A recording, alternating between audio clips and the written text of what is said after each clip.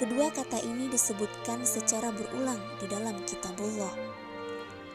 Tujuannya adalah agar setiap muslim yang telah mengikrarkan keimanannya kepada Allah Subhanahu wa taala senantiasa melaksanakan amal-amal saleh, yaitu dengan menjalankan syariahnya secara kafah. Sayangnya, saat ini masih banyak muslim yang mengaku mengimani Allah Subhanahu wa taala tetapi mengabaikan ketaatan pada syariahnya. Padahal, iman yang hakiki menuntut pengamalan seluruh syariahnya. Seperti yang telah ditunjukkan oleh para sahabat Nabi Shallallahu Alaihi Wasallam. Ketika Allah Subhanahu Wa Taala memerintahkan untuk mengubah arah kiblat dari Baitul Maqdis ke Ka'bah misalnya, mereka langsung mengubah arah kiblat mereka, padahal mereka tengah ruku. Pada saat Allah Subhanahu wa taala menurunkan ayat yang mengharamkan pernikahan dengan kaum musyrik, mereka segera menceraikan istri-istri mereka yang tak mau memeluk Islam.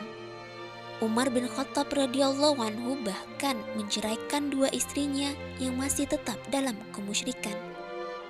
Dalam hal ini, Allah Subhanahu wa taala tegas menolak keimanan seseorang yang enggan tunduk pada syariahnya. Demi Tuhanmu, mereka pada hakikatnya tidak beriman hingga mereka menjadikan kamu hakim atas perkara apa saja yang mereka perselisihkan.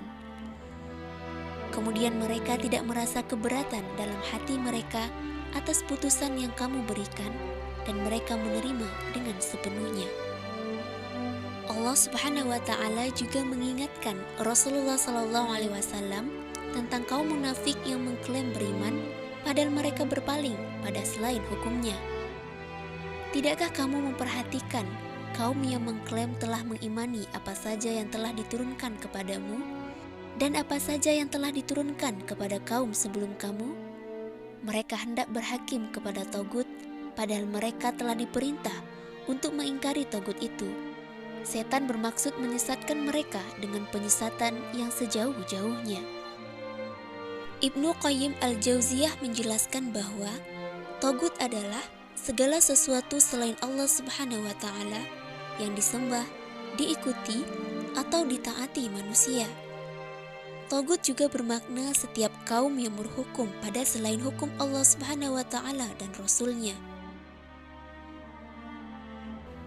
Iman yang hakiki akan membuahkan kesungguhan untuk berislam secara totalitas sesuai perintah Allah Subhanahu wa taala.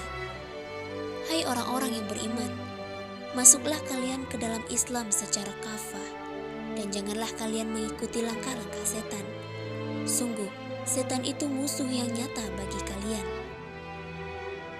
Dengan dorongan iman, seorang mukmin tak membeda-bedakan hukum Allah Subhanahu wa taala yang satu dengan yang lain, antara kewajiban sholat dan kewajiban memberlakukan hudud, antara haramnya daging babi dan haramnya riba, antara kewajiban berbakti kepada orang tua dan kewajiban menjatuhkan hukuman cambuk atau rajam bagi pezina, dan seterusnya.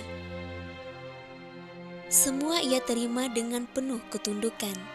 Keimanannya kepada Allah Subhanahu wa taala membuat dirinya meyakini kewajiban pelaksanaan syariah Islam secara kafah, bukan setengah-setengah. Ia pun meyakini dan menerima keberadaan khilafah sebagai kewajiban bagi umat, karena tak mungkin menjalankan segenap syariah Islam tanpa adanya institusi khilafah.